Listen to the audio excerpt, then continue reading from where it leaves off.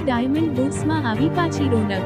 મોટી માત્રામાં ડાયમંડ બુર્સમાં વેપારીઓ દ્વારા ઓફિસો ખોલી મૂકવામાં આવી। સુરત ડાયમંડ બુર્સ ખાતે 160 ટ્રેડિંગ ડેસ્ક કેબિનનો ઉદ્ઘાટન કાર્યક્રમ યોજાયો હતો।